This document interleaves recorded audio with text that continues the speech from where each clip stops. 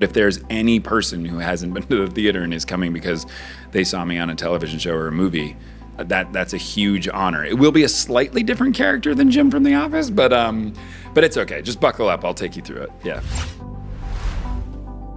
Hello, I'm Richard Ridge for Broadway World. John Krasinski is returning to the New York stage in Penelope Skinner's dark comedy, Angry Allen, which is directed by Sam Gold. It will play a limited 10-week engagement beginning on May 23rd as the inaugural production at the new Studio Seaview. And I caught up with John and Sam during a break in rehearsal. Well, this is some of the most exciting news that you're returning to the stage. How excited are you? I'm thrilled. I mean, I'm nervous and perfectly nervous and thrilled, right? Perfect. It's perfect to be You're the this. right amount of nervous and thrilled. The perfect amount. Perfect. No, I've been wanting to get back on stage for a long time, and I've just been looking for the right thing. And this play that Penny wrote is so incredibly well done, and it came to me kind of by happenstance, and I think I was 4 pages in when I said I'm doing this. And it's just a very interesting human take on where we are in the world right now and how people are finding their own way through it. It's a one-person show. Don't remind me. Please, please don't remind me. Yeah, that was a bold decision to feel that confident about when I signed on, and it is a decision that I keep looking to him to say, like, good one, right? We made a good choice here. So far he says it is a good choice. So he gave you the script, Sam. Yeah, John and I have been looking for something for years. I've been trying to get him to come back to the theater, and we've been looking for things. And this was one of those, it's always really good when things come together quickly and easily. It's always a really good sign. John read the play. John fell in love with the play. He sent it to me. I was like, oh, yeah, yes, I know Penny Skinner. I did her last play in New York. I love Penny. I love this play. Let's do it. And I brought it to Greg. Greg said, oh, I'm going to open a new space, and this would be the perfect thing to open it. And then here we were. I mean, that doesn't happen very often. It doesn't? That's not how it goes usually? Sometimes there can be more bumps along the way to doing an off-Broadway commercial play, but this one has been just smooth sailing, so much fun, we're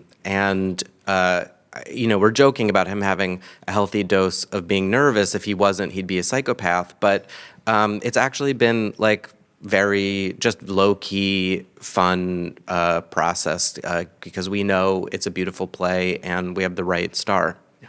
Well, talk about who you play, because you don't play Alan, you play Roger, right? Who is he? Who is your Roger? Roger's kind of a pretty regular guy, someone that you'd probably just meet on the street and think he was a really nice guy. He's gone through a lot in his life. He's lost his job. He's going through a divorce and custody issues with his son. And so he's just looking to find a way to wake up every day and not be thrown and bummed out to start his day. And so he's looking for answers of how to get through life in this immediate moment.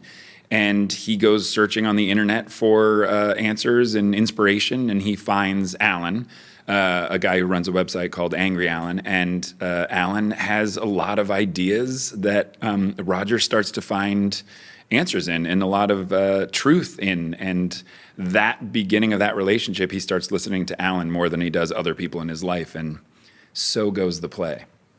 I remember talking to Vanessa Redgrave and a lot of people who've done one-person plays. It's just like you and the director in the room. So I wonder what the dynamic is of crafting this whole piece together with the two of you. Yeah, it's a lot about seeing what can help John feel like supported and surrounded. You don't have a scene partner, and so you have to kind of invent one. So the thing I can kind of add to the process is just being a sounding board for who that scene partner is and how we kind of make up the right scene partner for John so he doesn't feel alone on stage. And then, actors are always pretending, so you sort of create that imaginary universe together and then do enough work that John feels like he can just walk out there with the people in the audience and live in that world that we've created in our little room together. I feel a lot. I've almost never done solo shows before, and I have a lot of compassion for actors. So I do just sit there being kind of like, I want to be a good audience member for you, but I have heard you do this 1,000 times this week. So I'm sorry, I'm not laughing anymore at the jokes. You get into that rhythm a little bit, but we talk about it and we sort of know what the full ride of the process is going to be like. Yeah, and I think that honesty really helps because you are clearly, I've only done a little bit of theater and certainly never done a solo show. So you do look to someone like Sam, who has just a wild amount of experience, and he walks you through like this next week is going to be really hard because before you get in front of an audience, everyone here has heard this 1,000 times, and so don't get scared. The play is still really good, and you realize that happens for everybody. And I've talked to a lot of my friends who've done theater, and they say that whether you're doing a huge musical or a one-person show, you always get that feeling of like, oh man, we've been doing this for a while. It's still good, right? And so it's been really, really thrilling to go through the process with someone who knows.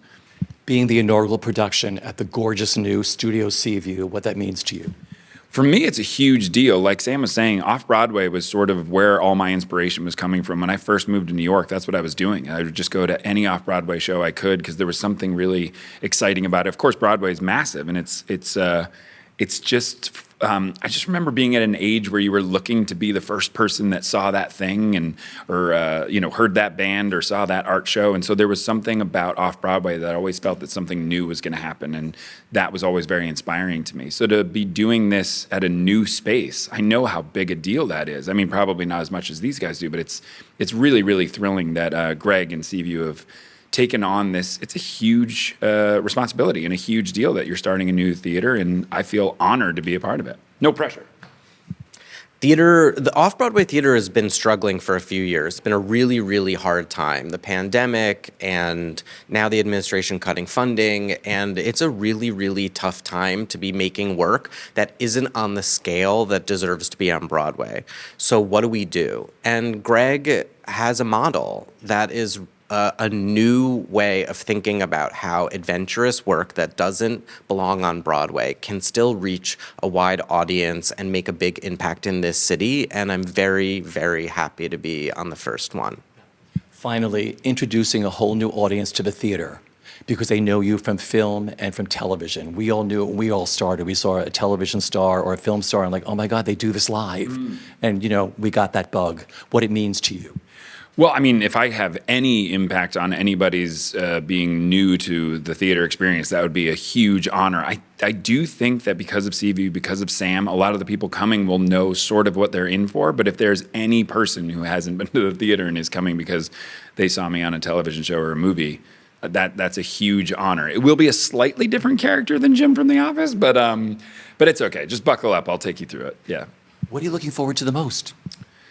Getting started, honestly, it's the anticipation. I think just getting out there, it's a double-edged sword that you just say, I really want to get started, and then I'm sure when I step out there for the first time, I'm like, can I go backstage for the next 1 month? But it really is. It's like you almost have been cooking this idea. You know that it's bold, it's really well done, and it's different and exciting, and so you just want to jump out of the gate and start running with it.